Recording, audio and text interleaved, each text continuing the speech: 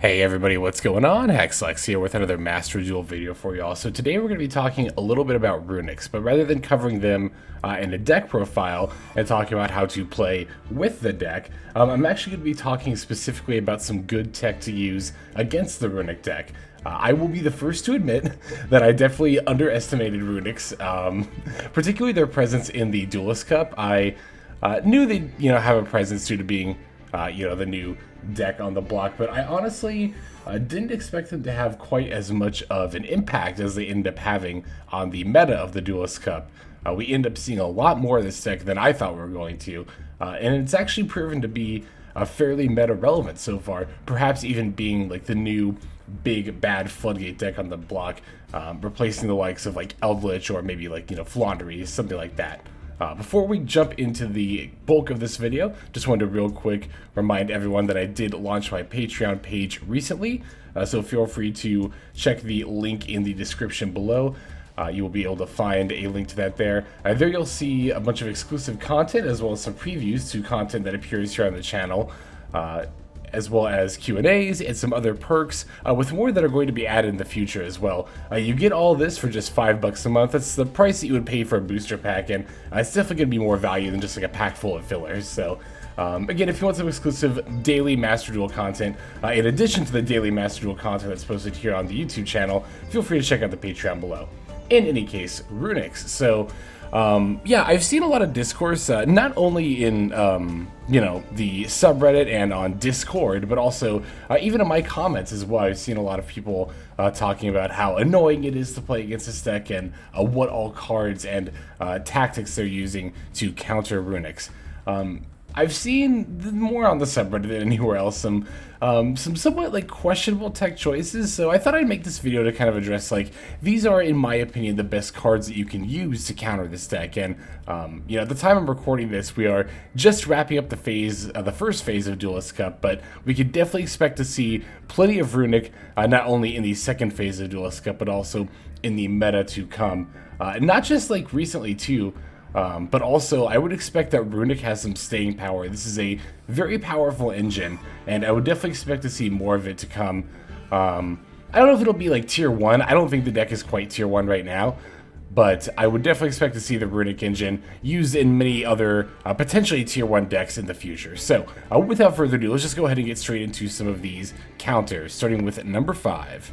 And number 5 is actually going to go to a couple of cards here in the same slot. That's going to be Twin Twisters / Cosmic Cyclone. So these are some of your quintessential spell and trap destruction cards, obviously being a Floodgate deck. Floodgate, for those who aren't aware, refers to cards like Skill Drain, Rivalry of the Warlords. There can only be one. These face-up continuous trap cards that will stop you from doing some amount of playing the game, usually dictating like what kind of monsters you can or can't play. So Twin Twisters and Cosmic Cyclone are some fairly good answers to those kinds of cards. Again, as well as I said, the Runick Fountain as well. They can flexibly hit these cards when you're going first or second, which is one of the reasons that I would recommend them. Is that, if you're going first, you can set them. And then obviously if you're going second, you can just play them straight from your hand. And actually, even going second, they can sometimes even be better than some of your like AoE or mass spell trap destruction cards that are like normal spells, because being a quick play spell card means that these cards actually have the unique ability to destroy a Floodgate card before it resolves. So Twin Twisters and Cosmic Cyclone don't negate the activation of the card, but if your opponent activates Skill Drain and you chain like Cosmic Cyclone, for example, while it's still on the chain link, then the Skill Drain hasn't resolved yet, which means it's not negating the effects of face-up cards on the field yet. So by the time the chain link resolves and it comes back to chain link 1 Skill Drain, because the card is no longer face-up on the field, it's not going to negate anything.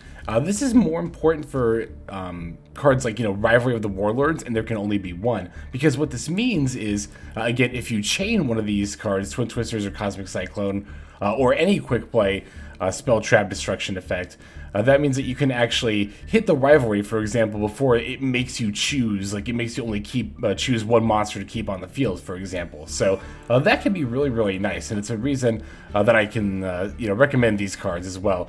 As far as which one of these you should be using, Generally speaking, I would overall recommend Twin Twisters. I think it's the better between the two because it can hit 2 spell and trap cards on the field instead of just 1. One thing that you do have to keep in mind though with Twin Twisters is that it does require a discard. This isn't always a huge deal. In fact, for most decks, there are a lot that actually want cards in their hand in the graveyard instead, so this can even be a benefit to some decks. I would definitely recommend Twin Twisters for those type of decks. There are, however, some decks that are not really able to give up a card in hand that easily. In that case, I would recommend Cosmic Cyclone. Cosmic Cyclone only hits 1 spell or trap card, but it does banish it. It will cost you 1,000 life points, so there is that to keep in mind. But banishing the spell or trap card can actually be relevant sometimes, particularly against Runick, which has the ability to obviously, like, recycle its quick way spell cards. Sometimes if you set this card, and your opponent sets a card, you can flip this up during the end phase. You can potentially banish an important Runick quick way spell card that they might want to recycle later with Fountain. That's a very niche situation, but what I'm getting at basically is that, you might wonder, why not run Mystical Space Typhoon? That's a quick way spell card that destroys a spell or trap card, and it doesn't cost you 1,000 life points, and that is true. Mystical Space Typhoon most of the time will be about as good as Cosmic Cyclone, but there are situations in which Cosmic Cyclone's banish is relevant against Runicks. Again, they'll be relatively few and far between, but there are ones there, so I generally recommend Cosmic Cyclone if you're not going to run Twin Twisters. Twin Twisters, again, is the one that I recommend for most decks if you can afford the discard, which I think most decks generally can. So yeah, these are my overall number 5 slot. The number 5 here because, yeah, they're fine answers, but I do think there are some better ones, and the Spell Trap Destruction can be useful against multiple decks, but I do think the majority of decks that you'll face are not going to be Spell Trap based, but actually more like combo based, and some of the other cards that we're going to talk about are going to be better for actually answering decks like that, in addition to being good against Runicks as well. That's kind of going to be the overall theme of this video, actually. All the cards that we're going to be talking about are not just good against Runicks, but good against other decks, as I think a good tech card should be. It should be relevant in multiple matchups. So, for being less relevant against most matchups, that's why Twin Twisters and Cosmic Cyclone have the number 5 slots. So let's take a look at number 4. Alright, number 4 pick for counters against Runick is going to be Artifact Lancea. Might be surprised to see a level 5 monster here, but for those who aren't familiar, Artifact Lancea has a quick effect that allows you to tribute it either from your side of the field or, more importantly, from your hand, and then for the remainder of the turn, neither player can banish cards. Now, the implication of this is pretty obvious. That's going to keep your deck from getting banished by your opponent's Runick cards for a whole turn, which is obviously, your opponent's win con. So, setting them back a turn for the cost of just pitching this from your hand, obviously a very, very powerful, play against Runicks. The Artifact Lancea, can be flexibly used during either turn from the hand. It doesn't have any requirement to just straight up tribute it from the hand. So, in that regard, it's also really good. You don't have to set it first, or you don't have to activate it, or you don't have to summon it or anything. Being a level 5 monster, you can just straight up discard it during either player's turn. You do have to be mindful, I guess, and you would want to make sure, obviously, that, if you're playing Lancea, you are playing a deck that doesn't get hurt too bad by the ability to not banish cards. But that's, generally speaking, even decks that do like to do that can generally get away with playing this anyway, because you're going to most often be using this during your opponent's turn. Now, there is the fact that Runick is a bit unique in that they tend to play out a lot during your turn as well. And so there are actually, if you're playing this specifically against Runick, there are going to be times where you do want to use this on your turn. So just be mindful when playing this card. If you're teching it against specifically Runick, or just teching it in general, because it's good against Runick, as well as a bunch of other decks like we will talk about here in a minute. But just be mindful that if you're playing one of those decks where you like to banish stuff, that you're not going to be hampered by your own Lancea if you choose to use it during your turn. One thing to note is that while Lancea does stop your deck from being banished, it will not stop the other effects of the Runick cards. From what I understand, I did a little digging. I've not actually teched Lancea yet myself. I don't know. Most decks, it's not a bad card by any means, but most decks I personally don't find the room for it. But But when researching rulings for this card, I found that using the Lancea against a Runick card will, keep your deck from getting banished, but your opponent will still be able to get the other effects. So if you use it against Runick Tip, for example, they'll still get the search. So you do still have to be mindful that your cards can still be disrupted by your opponent's Runick effects. But again, they are trying to win the game by banishing your deck, so stopping them from doing that is definitely ideal. They'll also still have to skip their battle phase, so they will still be subject to that effect as well. Now, as far as usefulness in general, as I touched upon earlier, a lot of these cards I like to recommend are useful against multiple decks, not just against Runicks. In fact, we're going to be talking about some of the cards that I don't think are great techs, but we'll get into that later. But again, I think versatility is the key when it comes to a good tech card. So Artifact Lancea is actually useful against a lot of the top decks in the meta right now. Branded Despia, for example, they won't be able to fuse with Branded in Red or Albion because those both require you to banish cards. Sword Soul Tenny, they won't be able to use their Tenny effects from Grave, whether the banish from hand or Grave effects, and they will be able to summon Archnemesis Protos either. Dragon Link, that stops a lot of stuff in Dragon Link, not the least of which are Wyvern Burster and Collapse Serpent, which are often the start of Dragon Link's plays. Emancipator, it'll stop the ability to summon Block Dragon. Phantom Knight, all of the Phantom Knight effects banished from Graveyard.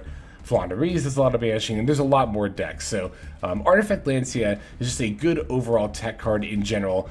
Not only against just Runicks, but a lot of other decks too. So yeah, if you're looking for a nice quick card that you can use from your hand during either player's turn to stop your deck from getting banished, this is definitely one I would recommend. So we do have some other cards to look at. Let's go to number 3 now. And coming in at number 3, we have another monster that can actually be used from the hand during either player's turn. It's going to be Droll and Lockbird.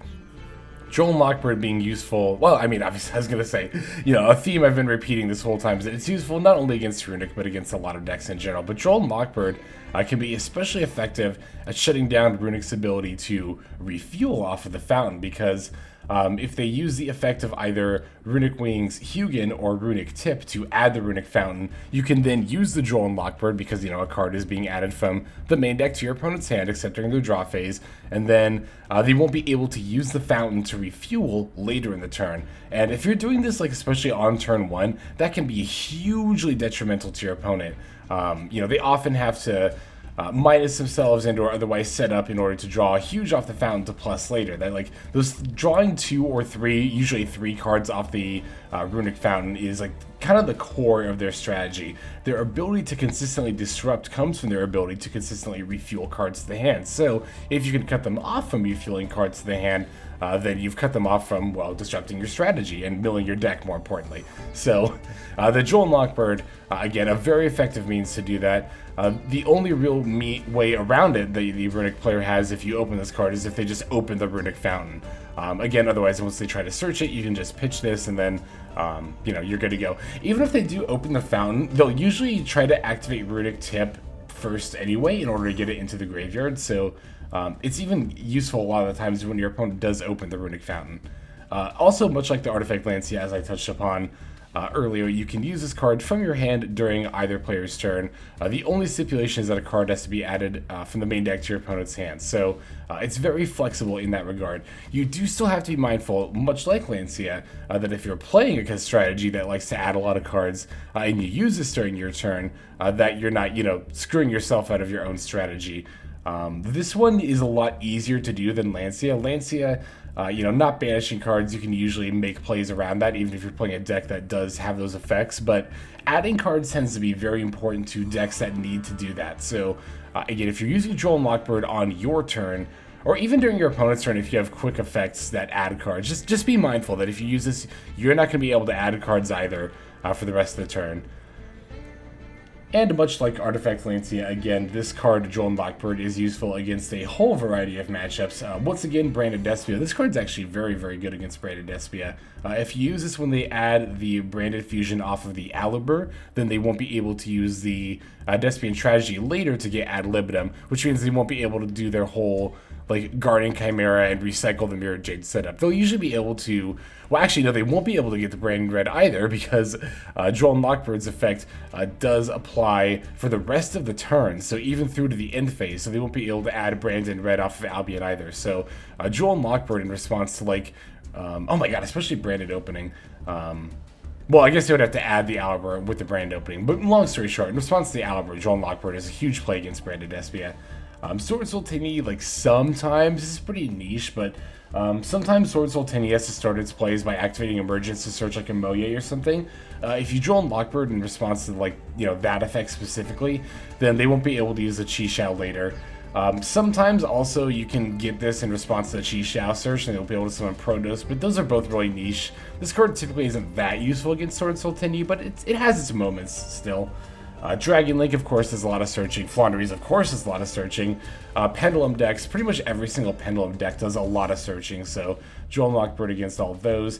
Adventure decks, if you do happen to play against an Adventure deck and your opponent uses the effect to add the Dracoback, then you can use this and they won't be able to add their Griffin Rider / Illegal Knight. So that's another subset of decks that Droll and Lockbird is very useful against. It's definitely got enough things that it hits, enough decks that it hits, that I think it's worthy, again, not only just against Runick, but as a overall tech choice as well. So that's my pick for number 3, so now let's go to number 2. And coming in at number 2 here, we have another dual kind of recommendation here, much like the Twin Twister / Cosmic Cyclone at number 5. For number 2, I've got my pick for Harpie's Feather Duster / Lightning Storm. You know, I think this is a relatively obvious one, right? You know, these cards are both capable of destroying not just 1 or 2, but every single spell or trap card on the field, which means they can not only take out every single floodgate that's stopping you from making plays, but the opponent's Runick Fountain as well. This, to be fair, this won't usually stop them from plussing off the Runick Fountain, as your opponent will be able to chain a whole bunch of quick play Runick spell cards if they've got a whole bunch in hand, or set on the field, either way. They'll be able to chain those cards to your destruction, and still potentially be able to, well actually no, they won't be able to draw off the fountain because it'll be off the field. The optional effect is after that quick play spell resolves, so no, this is actually even, you know, even if your opponent does chain all of their face down or in hand quick play spell cards, you won't be able to draw off the fountain. And again, you might say like, oh, they'll still be able to chain all the quick play spells that they have set, even if you try to destroy them. And that is true, but you'd force your opponent to use them. And this is actually true of the fountain as well. Well, not true of the fountain, never mind, but you know, true of the quick play spell cards is that you'd force your opponent to use them. What is true of the fountain if your opponent is using them specifically from the hand? This forces your opponent to basically blow all of their quick play spell cards in like one shot, as opposed to actually using them at good times to disrupt you during the turn. Again, one of the strengths of Runick is that their cards not only mill you by banishing cards off the top, but they actually have a lot of good disruption effects, like negating a monster effect, destroying a special summoned monster, destroying a spell or trap card, etc., etc. So forcing them to use them at inopportune moments is definitely ideal for you. And again, of course, being able to hit like multiple, like if your opponent's got skill drain and rivalry / there can only be one up, then this is obviously really, really good against those kind of board states. You know, I've been asked in comments before, because I do tend to include Harpie's Feather Duster, especially more recently, in pretty much every deck that I can afford to play it in. Any deck that's got like one free tech slot open, I'll usually fill it with the Feather Duster. And, you know, I've had people say like, you know, you're playing the one Feather Duster, are you really only playing it to hope to open it against floodgate decks? And the answer is like yes and no. Obviously that would be nice, and that is one reason to include cards like this. But on top of that, like, these games that you play against floodgate based decks like Runick, like Eldritch, they tend to draw out a bit longer, because stun decks that use floodgate cards want the game to go on longer. Their odds of winning the duel increase as the game goes on longer. The more they're able to keep you from doing what you want to do, which is usually end the game relatively quickly, and the more they're able to just like kind of slowly grind you out in terms of either advantage or in terms of Runick cards in deck. So you will eventually be able to, you know, with Runick, this actually is a little bit, can potentially be a moot point. The point here is that the longer a game goes on, the more likely you are to draw these cards. But with Runick, you do have the situation where your opponent could potentially banish them from the top of your deck as well. So it's kind of like a give and take, right? It's even a give and take against Runick, because like, you know, if they're banishing cards on top of your deck that aren't Feather Duster / Lightning Storm, that's good.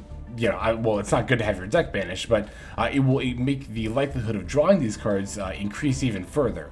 So in a way, it can be sometimes useful, but again, you always run that risk of them milling this card, or like an essential combo piece or something, so it's a bit of a give and take. But Feather Duster and Lightning Storm are, of course, fairly universally good cards as well. Pretty much every deck is going to set a back row at some point, so Feather Duster, even, you know, that being only able to hit spell and trap cards, is good against just like generally the meta. It's just generally good. I would go so far as to call Harpie's Feather Duster a staple card. Lightning Storm is also like a staple-ish card, although the thing about Lightning Storm is that yes, it is more flexible and that can potentially wipe out monsters. Obviously that's not really relevant against Runick, but against other non-Runick matchups, like it can potentially hit monsters. That is nice, that flexibility, but it does come at a cost of, you know, you can only use Lightning Storm if you have no cards on the field. So generally speaking, Lightning Storm is a card that's really only good on exactly turn 2 if you're going second. Because if you're going first, obviously, you know, your opponent doesn't have a board for you to wipe and you're going to play cards. And so Lightning Storm isn't good going first. And then, you know, any turn outside of, you know, going second when you have nothing on board, you're very likely going to have something on board, right? And that's the thing about stun and like floodgate base decks too, is that like they might not necessarily remove all of your cards. Runick is a bit different. Runick actually might because they have so much removal.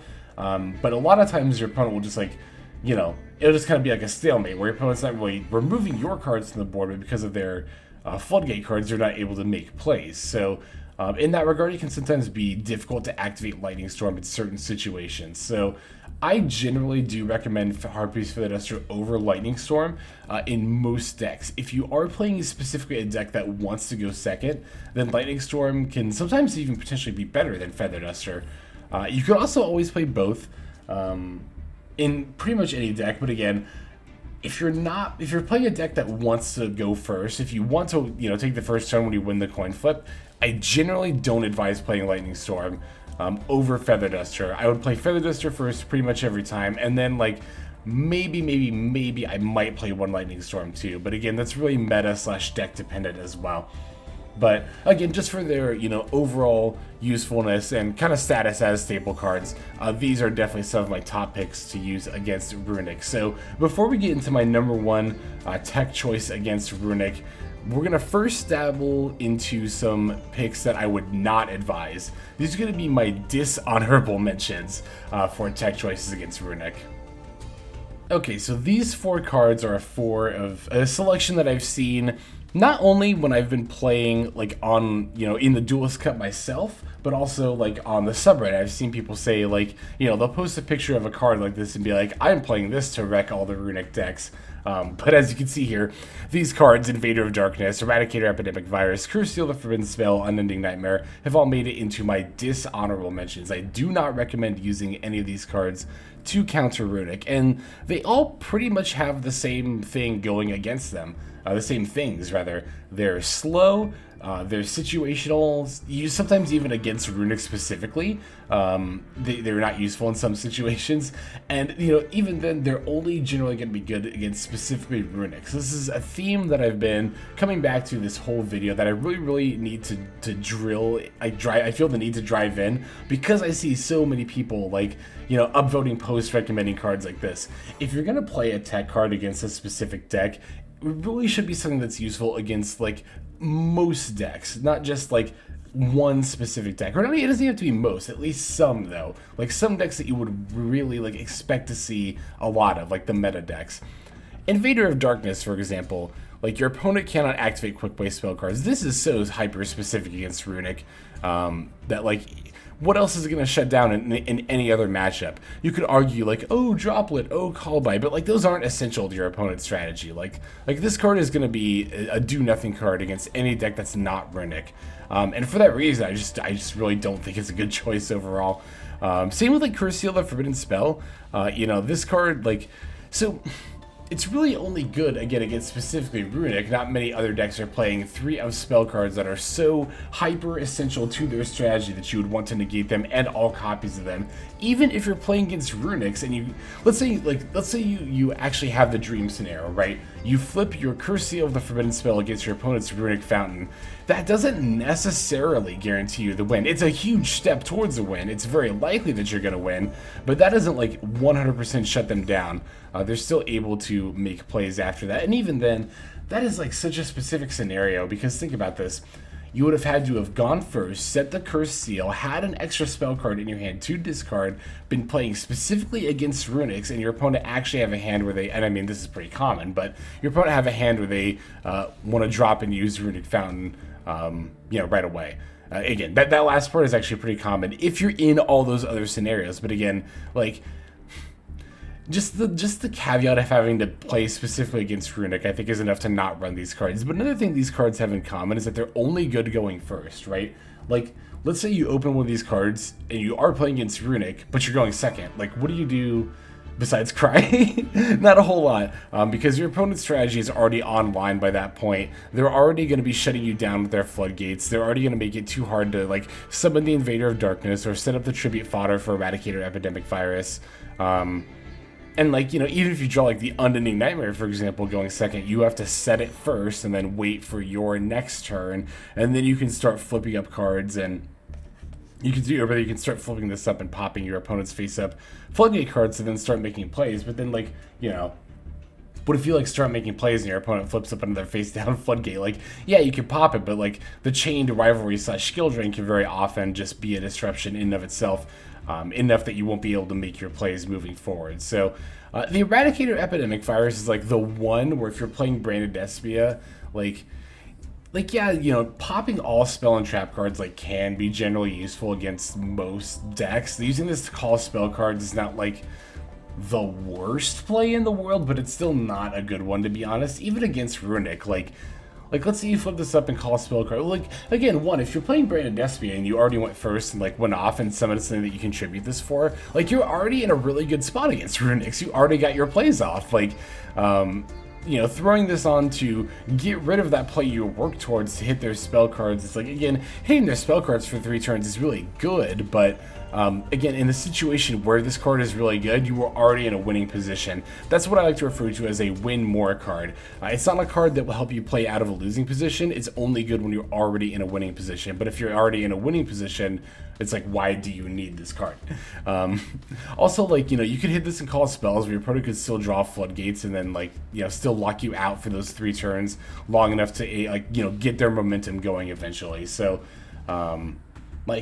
you know, these cards, they're all also what I like to refer to as side deck cards. You know, if you're playing in a best of 3 format and you're actually, you know, you have a side deck, then yeah, you know, these cards you could, depending on the deck you're playing, make an argument for including these in your side deck. But in a best of 1 format like the Duelist Cup, like Master Duel Ranked Ladder as well, if you put in cards like this that are only good against 1 matchup, or even only hyper a specifically like 1 type of matchup, then you're just honestly sabotaging your odds of winning against like the majority of other decks. Not only in that you're, you know, keeping yourself, you're putting in cards that are like not useful against the majority of decks like at all, but like inflating your deck with these cards is going to keep you from drawing like your key combo pieces or like key cards that you need to make your plays. Remember, like, our deck can't just be hate on Runick and do nothing else. We still need to like have a game plan to win the game ourselves. So again, I just wanted to address this because I see all these recommendations and I'm just like, it's honestly, seeing posts like that on the subreddit is kind of like the whole basis of why I made this video. I was like, you know, I wanted to really get one and just comment individually on all these posts, like, you know, just like, no, don't stop, just don't play this. There are better cards you can play against Runick, but like, I figured it's not very productive to do that. Let's just make the video instead. So we do still have our number 1 slot here. My number 1 choice of cards to counter Runick is coming up now. And it is once again going to be a shared slot, this time between 3 different cards, 3 cards that I think you're all probably very familiar with. It's going to be Ash Blossom and Joyous Spring, Effect Veiler, and Infinite Impermanence. So you might be thinking, well, like, duh, of course you'd play these cards anyway. Like, why are you recommending them as text against Runick? I don't think it's as obvious as it may seem. I've seen some decks that are playing some of the cards that I've mentioned before, whether or not they made the, actual recommendations or the dishonorable mentions of cards I don't recommend. I'll see people playing those cards before, like, maxing out on Ash Blossoms or Imperms or, like, going into Veilers. And I think for the vast majority of decks, you really should be turning to these before you turn to, like, more specific tech against the deck. Ask yourself, like, if I'm not playing a playset of Ash Blossom and Joyous Spring, why am I not playing? Some people make the decision not to play specific cards because they see a lot of play. That's totally your prerogative. But if we're talking about a situation where we, like, want to build our deck to optimally play against not just Runicks, but the vast majority of meta decks, then, Ash Blossom and Joyous Spring is a card we should pretty much always be maxing out on. It's very good in the Runick matchup. Against Hugin, mostly Runick the Rugen Wings, and Runick the Runick Wings, rather. I've also seen people say, like, I've taken out stuff like Imperm / Veiler because Runick doesn't play a lot of monsters. I'd rather have more spell trap hate, and that's like, that's kind of something I like to call, like, level 1 thinking. Like, oh, this deck doesn't play a lot of monsters, so I'll take out the stuff that's good against monsters. But monsters are still a very essential part of Runick's strategy. That's what I call level 2 thinking, where it's like, the deck still has cards that will very often summon an effect monster, and that effect monster, Hugin, is hugely essential, adding that Runick Fountain. I've talked about this a lot in videos before, but if you can especially negate an effect that costs your opponent like a discard, that's huge, because that's a 2-for-1. You've not only, like, you've used your one card to not only stop your opponent from getting further advantage and negating one card's effect, but that effect also costs them a resource, it costs them a card to use as well. So you're getting 2 cards for the price of 1. So, when they go to discard the card with Hugin to search for the fountain, getting them in that moment, especially on turn 1, is huge. Because, like, think about if you do that on turn 1, right? If you Veiler or Imperm or Ash the Hugin effect, your opponent only has 3 cards left at that point. Like, they're so far down on advantage that even if they did already have a Runick Fountain in their hand, the most they could possibly draw off of it is 2 cards, which is already, like, definitely better than 3, but that's still the worst case scenario for you, that they still have a Runick Fountain and 2 other quick play spells. And that still puts you in a way better spot than you would have been otherwise, but more often than not, they're going to have, like, some random quick play spell cards, like maybe a Floodgate. And, like, yeah, that's going to be annoying, but, like, that's not that hard to push through for most decks. And once you can push through that, then your opponent's got nothing left because they don't have the fountain to recycle.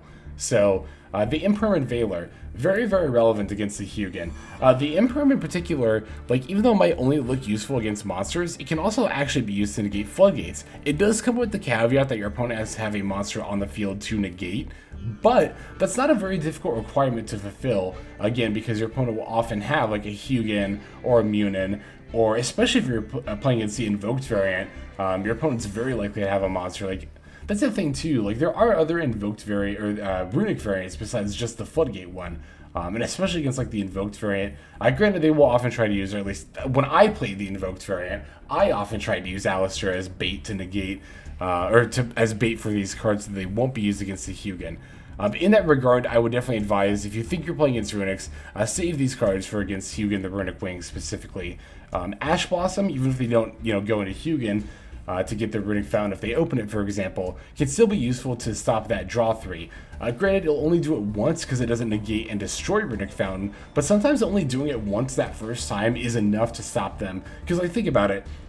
They don't have those three draws to keep, like, feeding into the fountain. The fountain needs to keep having a font, go figure, of quick play spell cards in order to recycle. So if you stop them, if you cut them off even that one initial time, you've already put them in a situation where they have to, like, draw from the top of their deck quick play spell cards in order to keep recycling with the fountain. And even if they draw one off the top of the deck, that's only one, right? And they'll only get to recycle for one if it's not like a tip, for example. So, yeah, it can be very useful, that Ash Blossom against an opened Runick Fountain, even if your opponent doesn't need to go into the Hugin. And of course, these are staples. Like, Feather Duster / Lightning Storm are, like, You could argue that I would argue that Feather Duster is a staple. Lightning Storm is like, it's kind of like on borderline, but it's still a generally very useful card. These cards are all undoubtedly staples, though. These are cards that, like Ash Blossom and Imperm specifically, especially rather, I would definitely recommend just having 3 of, like a playset of each of these. Veiler, I only have 2 copies. There's never really been a deck where I want to play 3 Veiler on top of 3 Imperm, but having 1 or 2 Veilers is also very, very useful, again, just in the vast majority of decks.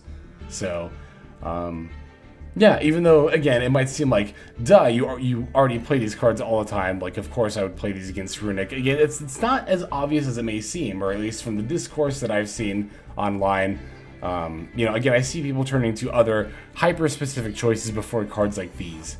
And these are definitely what I would go to first, which is why they are number 1 here on the list. So there you have it. Those are my top 5 picks for countering Runicks, as well as, again, some cards I would advise against.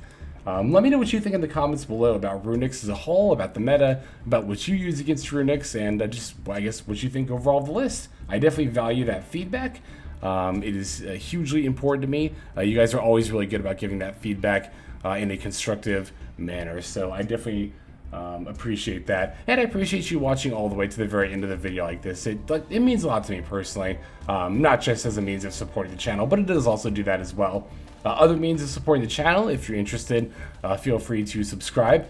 That'll get you notifications of when these videos drop, which does happen every single daily, so you do have daily Master Duel content to look forward to here on YouTube, as well as the Patreon if you want some additional daily Master Duel content. Feel free to check out the Patreon.